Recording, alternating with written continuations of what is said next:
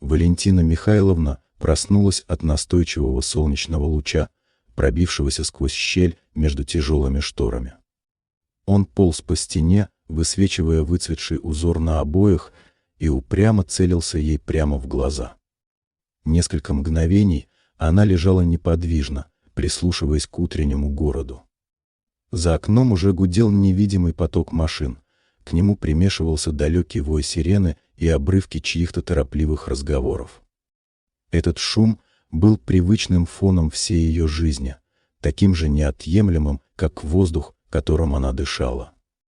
Но в последнее время он начал давить, сжимать виски тугим обручем. Она села на кровати, поправив седые волосы, выбившиеся из косы. Квартира, в которой она прожила почти полвека, встретила ее привычной тишиной. Тишиной, которая стала особенно гулкой после ухода мужа. 5 лет прошло, а ей все еще казалось, что он вот-вот выйдет из соседней комнаты, шурша газетой, и спросит, готов ли завтрак. Но комната была пуста. Газеты давно никто не выписывал. А завтракать в одиночестве стало пыткой. Взгляд Валентины Михайловны скользнул по комнате. Вот массивный полированный шкаф, купленный по большому блату в незапамятные времена. Вот сервант, за стеклянными дверцами которого блестел праздничный сервиз, использованный от силы раз 10 за всю жизнь. На стене висели фотографии в одинаковых рамках. Свадебное фото, где они с мужем молодые и до смешного серьезные. Дети-первоклашки с огромными букетами. Выпускной Оксаны. Свадьба Владимира.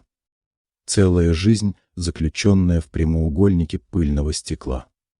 Жизнь, которая казалась чужой, словно фильм, просмотренный давным-давно. Она встала и подошла к окну, осторожно отодвинув штору. Внизу, во дворе, кипела обычная утренняя суета. Мамаши с колясками, спешащие на работу клерки, подростки с рюкзаками. Все куда-то бежали, у всех были цели, планы, дела. А у нее? У нее был поход в магазин за кефиром и хлебом. Просмотр очередного сериала, сюжет которого забудется через час. Вечерний звонок детям, который почти всегда сводился к одним и тем же вопросам и ответам. «Как ты, мама?»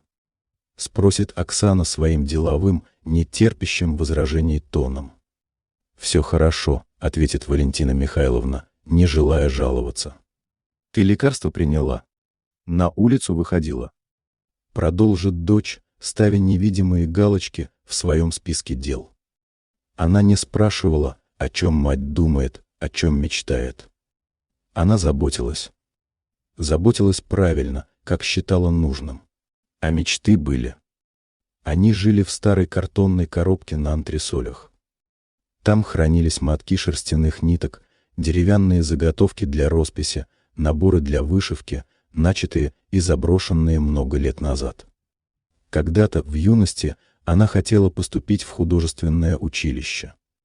Ей нравилось создавать вещи своими руками, видеть, как из бесформенного куска глины рождается изящная ваза, а из простого льняного полотна — скатерть с причудливым узором. Но родители настояли на серьезной профессии.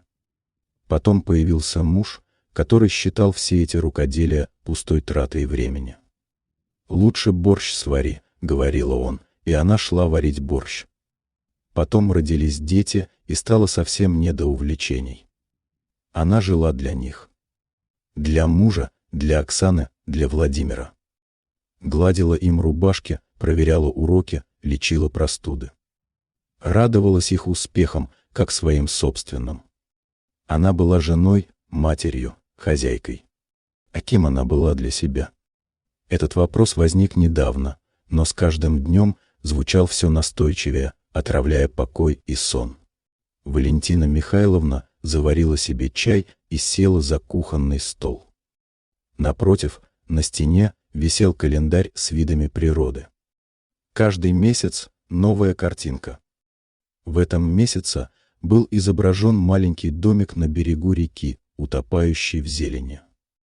Деревянный, с резными наличниками на окнах.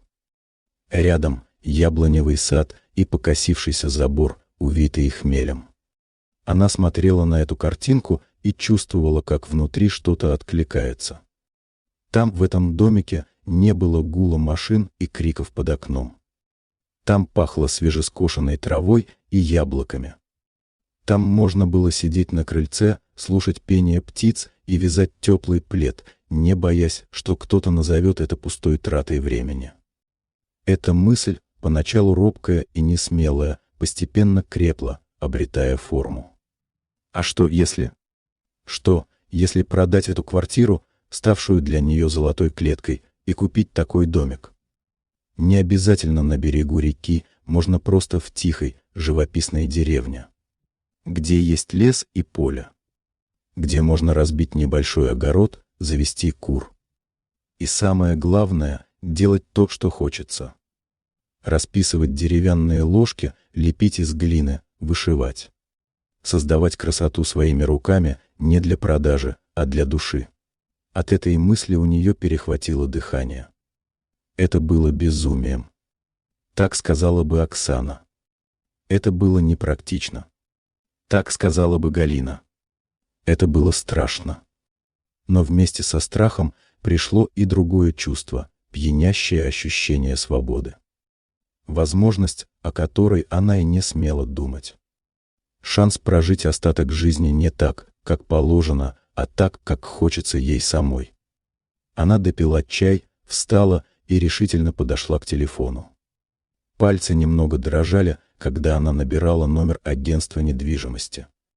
Она еще не знала, во что выльется этот звонок, с какой стеной непонимания ей придется столкнуться.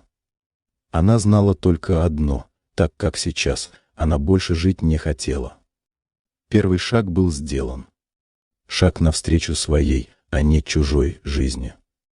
Решение было принято. Но одно дело — принять его в тишине собственной квартиры, и совсем другое — объявить о нем детям. Валентина Михайловна несколько дней ходила сама не своя, репетируя про себя будущий разговор.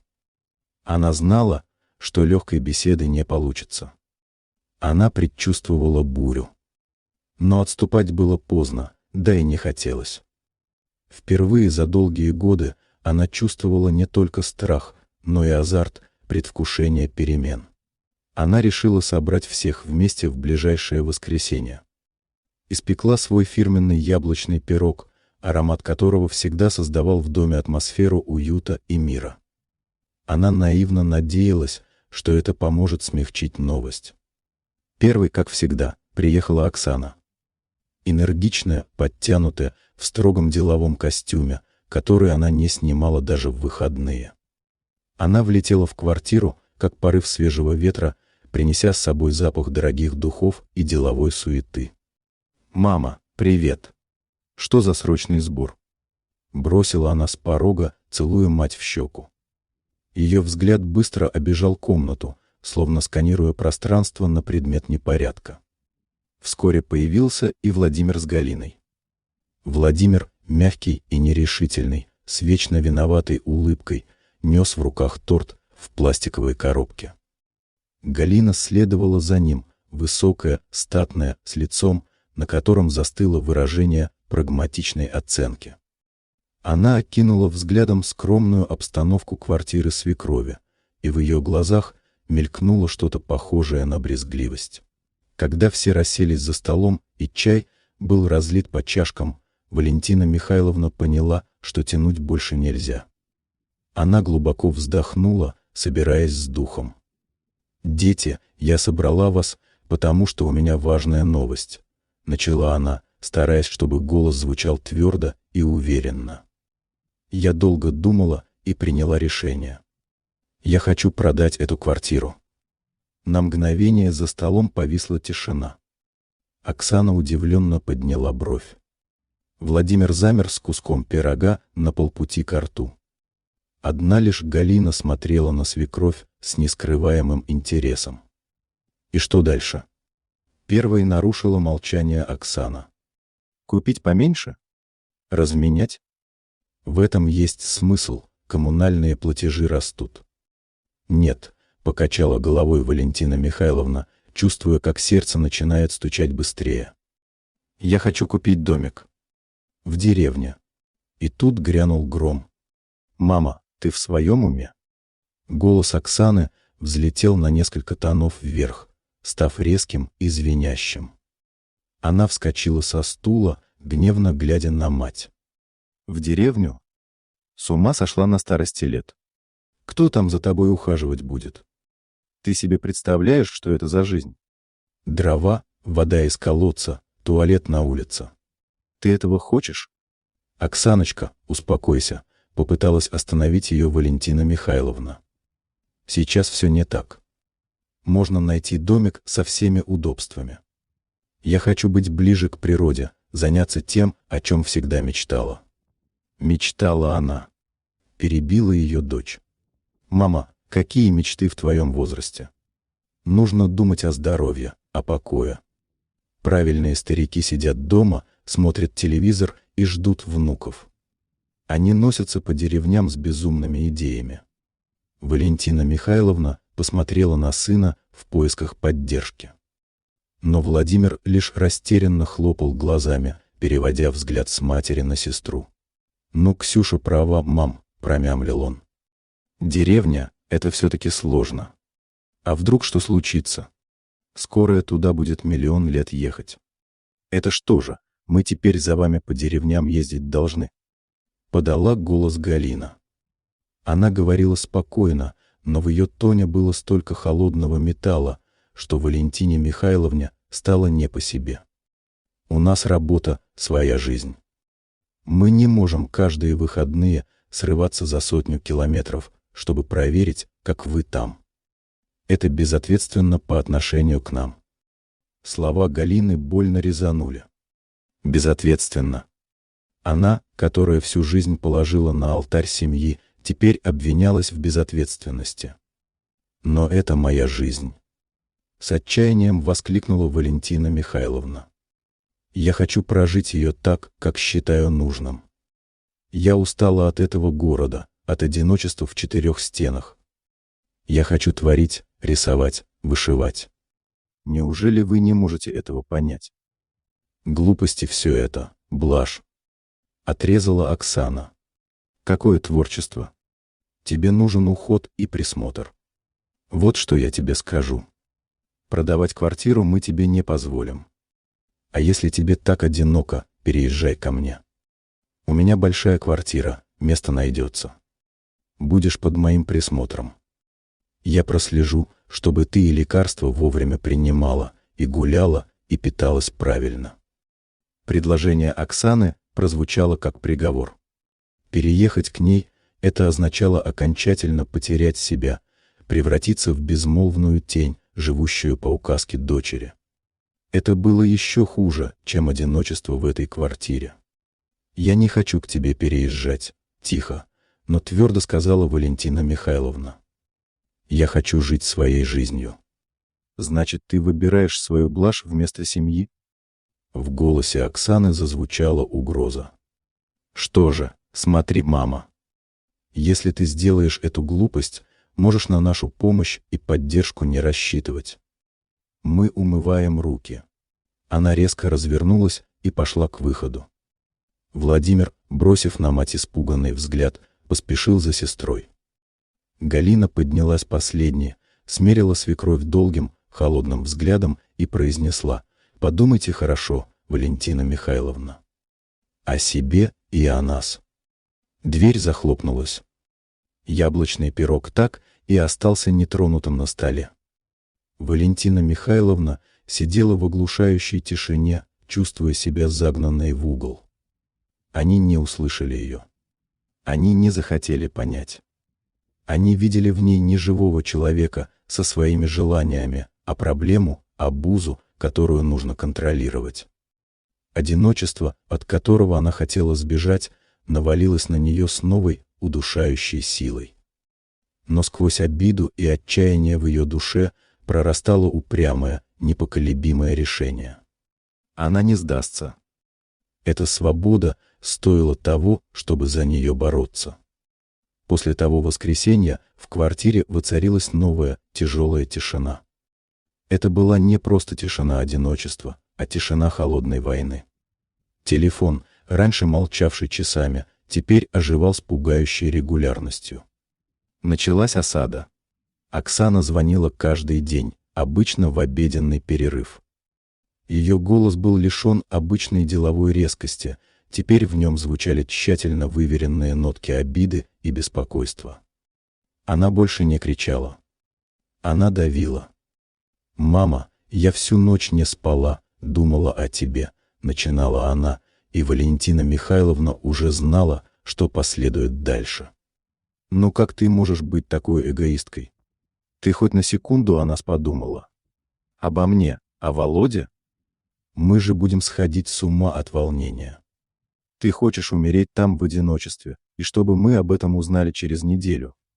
Каждое слово было как маленький камушек, брошенный в ее и без того неспокойную душу. Эгоистка. Это слово жалило сильнее всего.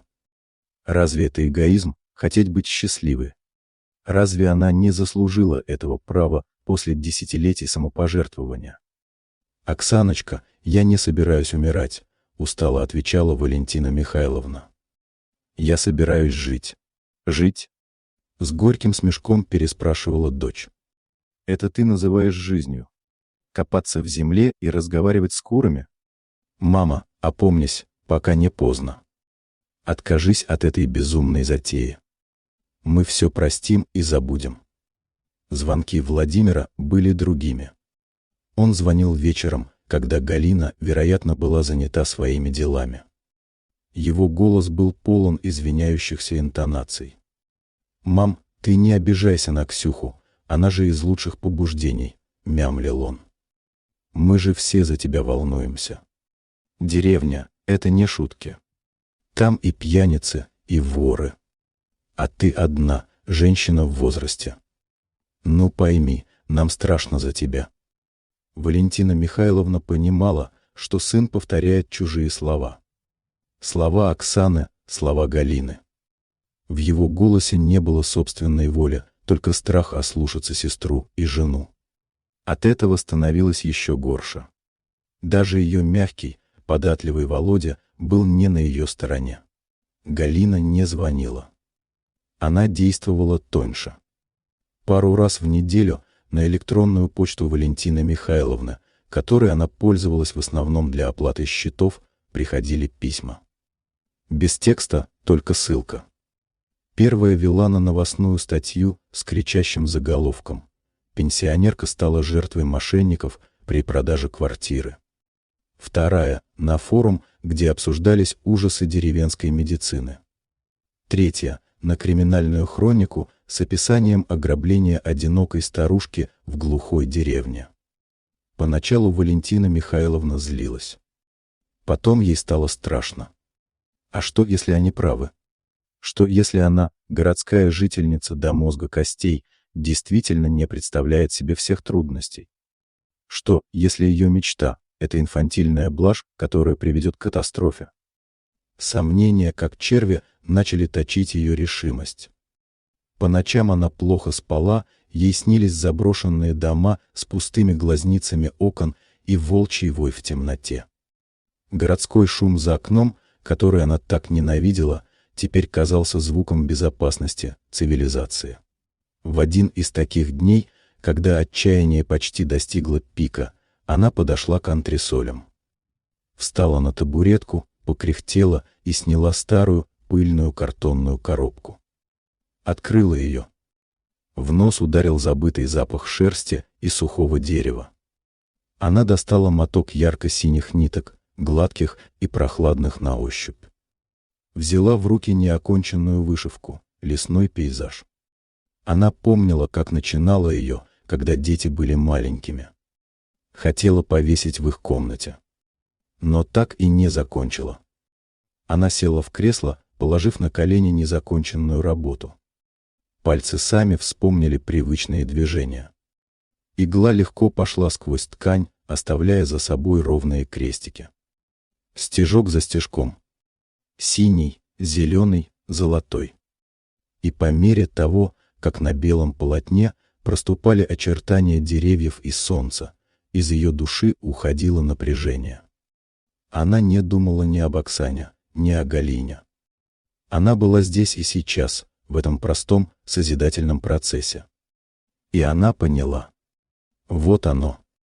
То, ради чего все затевалось. Это спокойствие.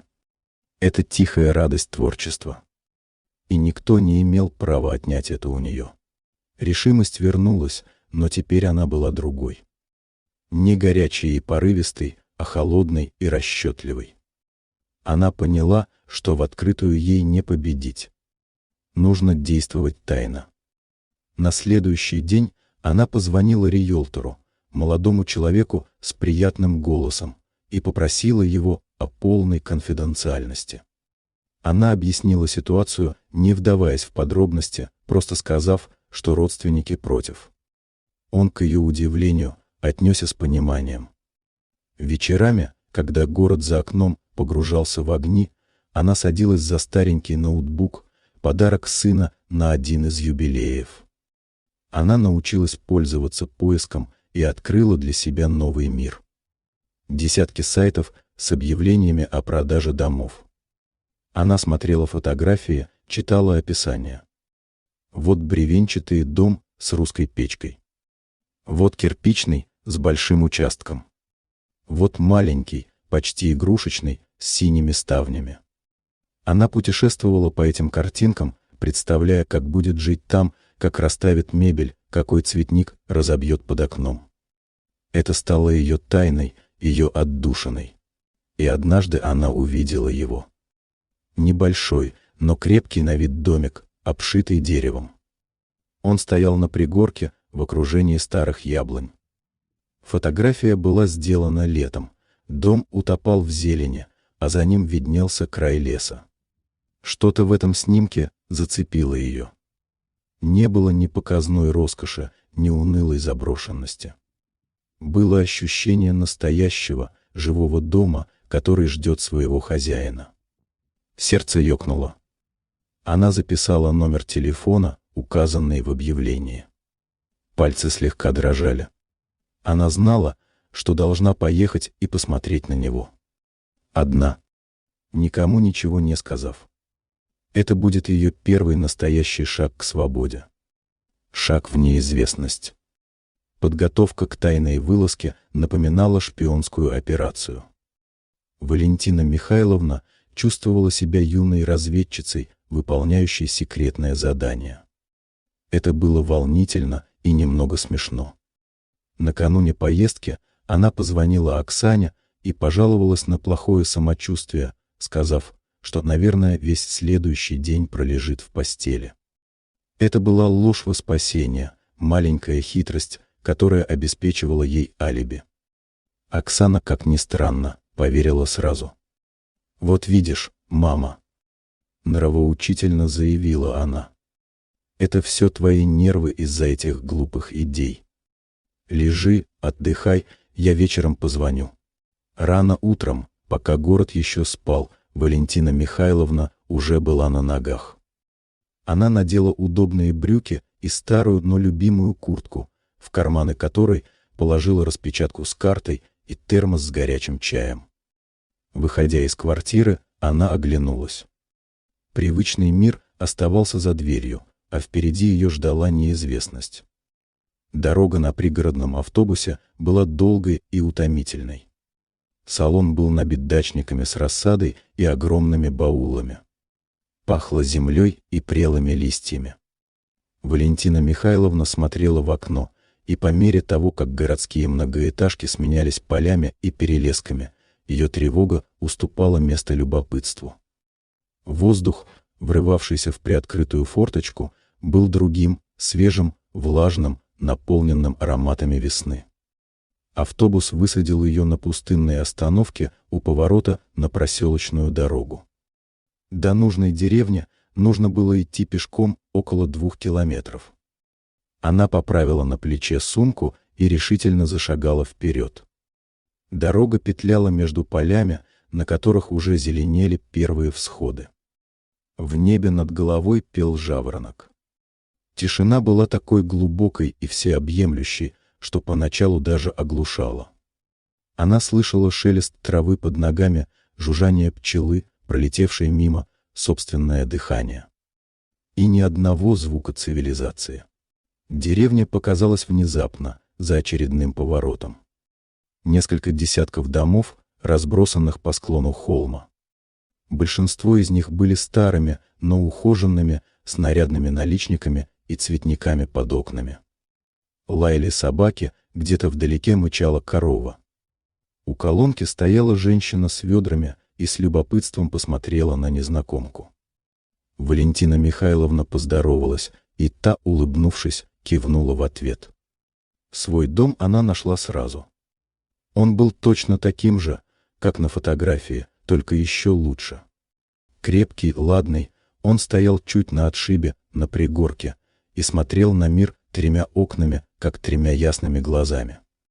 Участок был заросшим, но сквозь прошлогоднюю траву уже пробивались тюльпаны и нарциссы. Старые яблони раскинули корявые ветви, готовые вот-вот покрыться бело-розовой кипенью. Ее встретил хозяин, пожилой мужчина по имени Петр, который продавал дом после смерти матери. Он оказался немногословным, но добродушным. От него пахло деревом и табаком.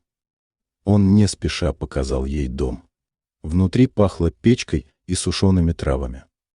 2 небольшие комнаты, просторная кухня с большой русской печью, светлая веранда с видом на лес. Все было стареньким, но чистым и добротным. Крепкие деревянные полы не скрипели, потолки были высокими, а из окон лился свет. Валентина Михайловна ходила из комнаты в комнату и чувствовала, как ее наполняет удивительное спокойствие. Это был не просто дом. Это было место силы. Место, где хотелось жить. Она прикоснулась к прохладной, побеленной стене печи. Представила, как будет топить ее зимними вечерами, слушать треск поленьев и смотреть на огонь.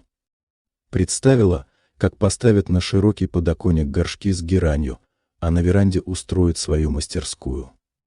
Здесь хватит места и для мольберта, и для гончарного круга, о котором она тайно мечтала. Они вышли во двор.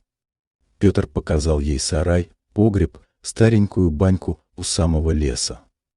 За домом начинался пологий спуск к небольшой речке, заросшей ивняком. «Места у нас тихие», — сказал Петр, глядя куда-то вдаль. «Летом грибы, ягоды.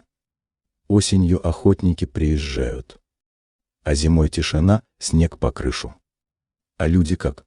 — спросила Валентина Михайловна, боясь услышать ответ. «Дружные?» «Люди как люди», — пожал плечами хозяин. «Кто-то свой, кто-то пришлые. Дачники на лето наезжают. А так, в основном, старики живут. Помогаем друг дружке, если что. Зимой дорогу вместе чистим».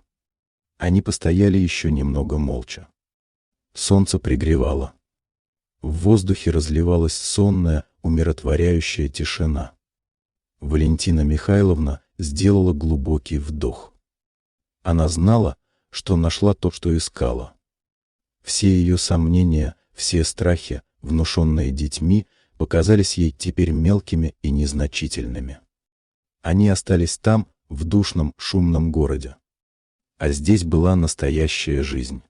«Я беру его», — сказала она тихо, но твердо, сама удивляясь своей решимости. Петр посмотрел на нее с удивлением, потом улыбнулся в усы. «Ну, смотрите, хозяйка. Дело ваше. Дом хороший, жалко было бы, если бы развалился». Обратная дорога показалась ей короткой и легкой. Она не шла, а летела, окрыленная надеждой. В автобусе она смотрела не в окно, а внутрь себя.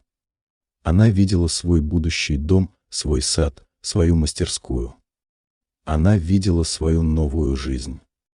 И она знала, что теперь у нее хватит сил, чтобы отстоять ее. Битва еще не была выиграна, но самый важный рубеж был взят. Она сделала свой выбор. И этот выбор был правильным. Вернувшись в город, Валентина Михайловна ощутила контраст особенно остро. После чистого деревенского воздуха здесь, казалось, нечем было дышать. Привычный гул улиц резал слух, а серые громады домов давили на плечи. Но теперь это не вызывало в ней прежней тоски. Внутри нее жило воспоминание о тишине, о запахе прелой листвы и о маленьком домике на пригорке. Это воспоминание стало ее броней. Первым делом она позвонила риэлтору. «Здравствуйте, это Валентина Михайловна», — сказала она в трубку, и ее голос звучал на удивление ровно и деловито. «Я нашла дом, который хочу купить. Поэтому нам нужно как можно скорее продать мою квартиру. И, пожалуйста, помните о нашей договоренности, никакой информации для моих родственников». Риэлтор, молодой человек по имени Антон, заверил ее, что все будет сделано в лучшем виде. Он был профессионалом и понимал, что ситуации бывают разные. Уже через 2 дня он позвонил и сообщил, что есть первые потенциальные покупатели. Они хотели бы посмотреть квартиру завтра вечером. «Вам удобно?» — спросил он. Сердце Валентины Михайловны ёкнуло. Так быстро. Она согласилась и, повесив трубку, обвела квартиру долгим, прощальным взглядом. 50 лет. Целая жизнь. Она начала прибираться, но это была необычная уборка. Она разбирала завалы прошлого. Вытирала пыль с фотографий, и перед глазами проносились десятилетия. Вот она, молодая, держит на руках крошечную Оксану. Вот муж, еще без седины, смеется, устанавливая новогоднюю елку. Вот маленький Володя с разбитой коленкой. Каждый предмет, каждая вещица хранила в себе осколок памяти. Она достала большие картонные коробки и начала паковать то, что не собиралась выбрасывать. Старые книги, елочные игрушки, свой архив с рукоделием. Это было похоже на подготовку к переезду в другую страну. Она прощалась со своей прежней жизнью, и это прощание было светлым, без горечи. Она не убегала, а шла навстречу новому. Вечером позвонила Оксана. «Мама, ну как ты? Давление в норме? Я тут подумала, может тебе сиделку нанять? Хотя бы на несколько часов в день. Чтобы и в магазин сходила, и прибралась. А то ты совсем одна». «Не нужно, дочка, я справляюсь», — спокойно ответила Валентина Михайловна, пряча улыбку. Если бы Оксана знала, какими делами она сейчас занята. «Ты как-то странно говоришь», — подозрительно заметила дочь. «Голос какой-то бодрый. Ты точно не заболела?» В представлении Оксаны бодрость была симптомом нездоровья. Правильная мать должна была говорить устало и жалобно. «Все хорошо, Оксаночка. Просто выспалась сегодня», — снова солгала Валентина Михайловна. Эта ложь давалась ей все легче. Она была ценой ее свободы. На следующий день, ровно в 7 вечера, в дверь позвонили. На пороге стоял Антон и молодая пара. Муж и жена, лет 35, с серьезными, оценивающими лицами. Они вошли, и для Валентины Михайловны начался один из самых странных часов в ее жизни. Чужие люди ходили по ее дому, заглядывали в комнаты, открывали шкафы, стучали по стенам. Они не видели здесь истории, не чувствовали тепла. Они видели объект недвижимости. Квадратные метры, состояние сантехники, вид из окна. «Планировка неплохая», — деловито сказал мужчина жене. «Но ремонт, конечно, нужен капитальный. Все сносить и делать заново». Валентина Михайловна вздрогнула. «Сносить». Это слово прозвучало как святотатство. Снести ее кухню, где были испечены 1000 пирогов. Снести стены, которые слышали детский смех и тихие вечерние разговоры. Но она промолчала, сохранив на лице вежливую и отстраненную улыбку хозяйки. Они ушли, пообещав подумать. Валентина Михайловна закрыла за ними дверь и прислонилась к ней спиной. Квартира показалась ей вдруг чужой, оскверненной. Она поняла, что мысленно уже переехала. Ее настоящий дом был там, в деревне, среди яблонь. Через день позвонил Антон. «Валентина Михайловна, поздравляю. Они согласны. И предлагают хорошую цену. Если вы не против, можем начинать готовить документы к сделке». Она сидела с телефоном в руке, и мир вокруг нее на мгновение замер. Все. Рубикон перейден. Теперь дороги назад нет. Ее охватил приступ паники, такой сильный, что перехватило дыхание.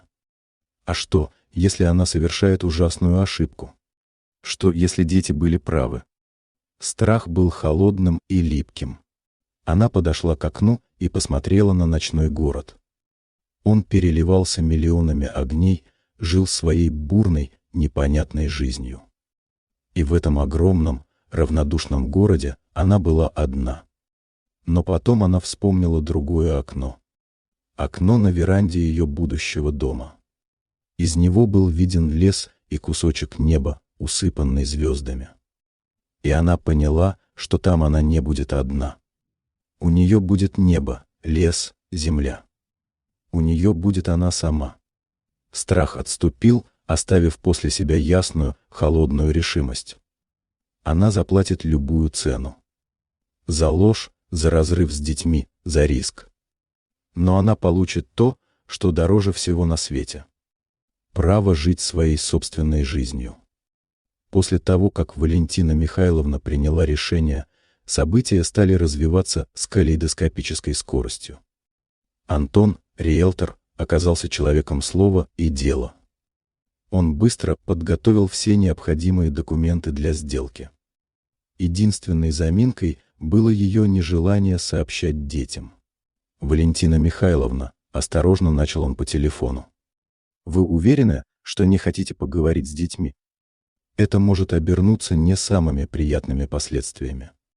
Лучше, чтобы они узнали от вас». «Антон, я уже разговаривала», — ответила она, и в ее голосе звучала усталость. «Они против.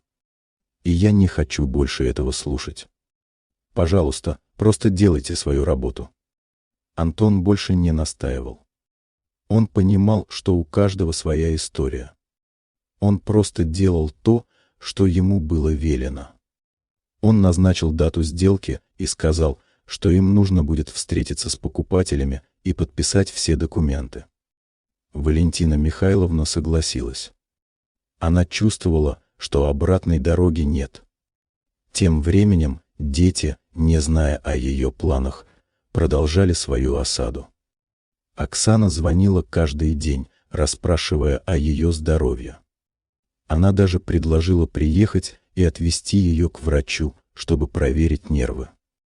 Валентина Михайловна отказалась, сославшись на то, что у нее все в порядке. Владимир звонил реже, но его голос был полон извинений и неловкости. Он пытался поддержать ее, но его слова были пустыми. Он боялся Галины и Оксаны, и Валентина Михайловна это видела. Она понимала, что он не может занять твердую позицию, и это причиняло ей боль. Галина, как и раньше, не звонила. Она действовала тоньше. На электронную почту Валентины Михайловны приходили новые письма с ссылками на криминальную хронику и страшные истории о мошенничестве. Но теперь это не вызывало в ней прежнего страха. Она понимала, что это ее цена за свободу, и она готова была ее заплатить. Оксана узнала о сделке случайно. Ее коллега, работавшая в том же агентстве недвижимости, что и Антон, увидела документы на продажу квартиры Валентины Михайловны. Она знала, что ее мать не хотела продавать квартиру, и была очень удивлена. Она позвонила Оксане, чтобы рассказать об этом. «Оксана, ты знаешь, что твоя мать продает квартиру?» — спросила она. «Я видела документы. Сделка уже назначена». Оксана была в шоке. Она не могла поверить в то, что слышала. Она тут же позвонила Владимиру, который тоже был удивлен. Они оба почувствовали себя преданными. Они были уверены, что мать не сделает ничего без их ведома. Но она сделала. Оксана тут же позвонила матери. «Мама, это правда? Ты продаешь квартиру?» Кричала она в трубку. «Да, Оксана», — спокойно ответила Валентина Михайловна. «Я продаю квартиру. Сделка назначена на завтра». «Как ты посмела, мама?» — кричала Оксана, ее голос дрожал от злости. «Без нашего ведома. Это же наше наследство». Эти слова, полные эгоизма, ранили Валентину Михайловну. Она понимала, что для Оксаны она не мать, а лишь обладательница квартиры, которая является их наследством. Она понимала, что для нее не имеет значения ее счастье, ее мечта. Для нее имеет значение только квартира. Оксана бросила трубку. Через несколько минут она снова позвонила, но уже с Владимиром. «Мама, мы приедем к тебе». «Мы должны поговорить», — сказал Владимир. Валентина Михайловна знала, что это будет последний бой. Она знала, что они приедут, чтобы устроить скандал, чтобы заставить ее отказаться от своей мечты. Но она была готова. Она была готова к бою. Когда они приехали, она открыла им дверь и увидела, что они были очень злы. В их глазах она видела не только злость, но и разочарование, боль. Они чувствовали себя преданными. Они думали, что она должна была быть с ними, должна была слушать их. Но она не слушала. Они прошли в гостиную и сели на диван. В воздухе царило напряжение. Валентина Михайловна села в свое кресло и посмотрела на них. Она знала, что этот разговор будет решающим. «Мама, как ты могла так поступить?» — кричала Оксана. «Мы твои дети, мы имеем право знать». «Это моя жизнь, Оксана», — спокойно ответила Валентина Михайловна. «Моя квартира. Моя мечта. Я имею право делать то, что хочу. Я всю жизнь жила так, как вы хотели. Теперь я хочу пожить для себя». Она говорила тихо, но ее слова были полны решимости. Она не кричала, не ругалась. Она просто говорила правду, которая была для них как острый нож. Грандиозный скандал разразился, как и ожидала Валентина Михайловна. Дети врывались в ее квартиру, как в свою собственность. Их лица были искажены гневом, обидой и разочарованием. «Как ты посмела, мама? Без нашего ведома. Это же наше наследство!» — кричала Оксана. Галина, которая тоже приехала, вторила ей. «Ты нас предала. Мы тебе доверяли, а ты...» Валентина Михайловна спокойно слушала их. Она видела, как они изливают свою злость, свою обиду. Она видела, что они не понимают ее, что они не хотят понимать ее. И в этом она почувствовала себя еще более одинокой. Но она не сдалась. Она собрала всю свою волю в кулак и, наконец, громко заявила: «Это моя жизнь. Моя квартира. И я имею право делать то, что хочу. Вы всю жизнь диктовали мне, как жить. Хватит. Я устала от вашего контроля и ваших правильных советов. Я хочу жить свободно». Ее слова, полные отчаяния и решимости, шокировали детей. Они замолчали.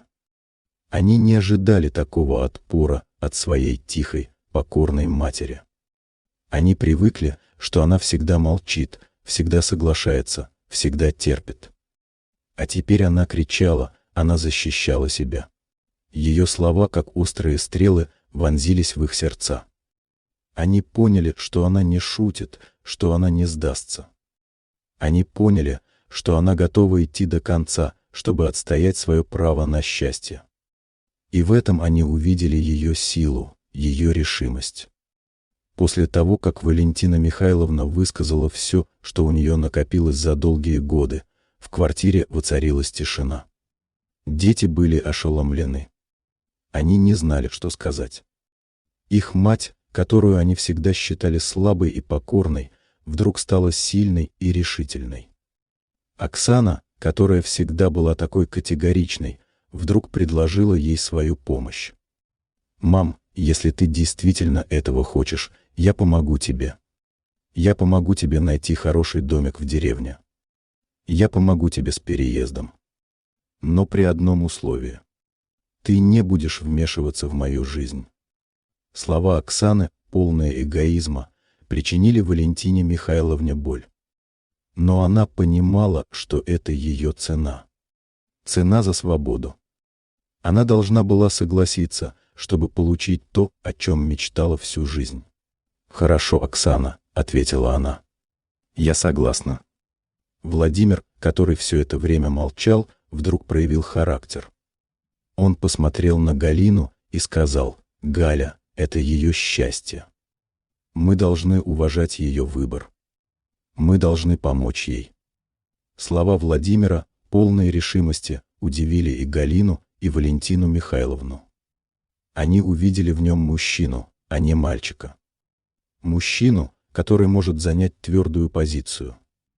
После того, как дети приняли ее решение, отношения между ними стали меняться. Валентина Михайловна, наконец, почувствовала себя свободной. Она больше не боялась говорить то, что думала. Она больше не боялась выражать свои эмоции. Она чувствовала, как внутри нее расцветает новая, сильная женщина. Оксана, хоть и неохотно, начала помогать матери. Она присылала ей по электронной почте варианты домиков в деревне, находила контакты хороших риэлторов. Она даже однажды предложила поехать с ней, чтобы посмотреть на дом. Валентина Михайловна согласилась, и они поехали вместе. В дороге они много разговаривали. Они говорили не о деньгах, не о наследстве, а о жизни, о мечтах, о счастье. Валентина Михайловна рассказывала дочери о том, как всю жизнь мечтала заниматься народными промыслами, а Оксана рассказывала ей о своей работе, о своих планах. Они стали ближе. Валентина Михайловна продала квартиру. Она купила небольшой домик в живописной деревне, о котором мечтала всю жизнь. Он был стареньким, но очень уютным. В нем было 2 небольших помещения, печка и, самое главное, много света. Она начала обустраивать его, вкладывая в него всю свою душу. Она красила стены, клеила обои, расставляла мебель. Она чувствовала, как ее дом наполняется ее энергией, ее любовью. Это было ее пространство, ее мир, ее свобода. Она начала заниматься творчеством. Она вырезала фигурки из дерева, вышивала узоры на ткани, вязала пледы. Ее руки, которые так долго были без дела, творили чудеса. Она чувствовала себя по-настоящему счастливой, по-настоящему свободной. Отношения с детьми оставались натянутыми, но без прежней вражды. Оксана звонила ей каждую неделю, чтобы узнать, как у нее дела. Она спрашивала о домике, о саде, о творчестве. Она даже помогала ей по телефону, советуя, где можно купить хорошие материалы для ее творчества. В деревне Валентина Михайловна быстро освоилась. Соседи оказались добрыми и отзывчивыми людьми. Она познакомилась с бабой Настей, пожилой женщиной, которая жила рядом. Они часто сидели на крыльце, пили чай и разговаривали о жизни. Валентина Михайловна рассказывала ей о своей мечте, а баба Настя рассказывала ей о деревне, о ее жителях, о местных традициях.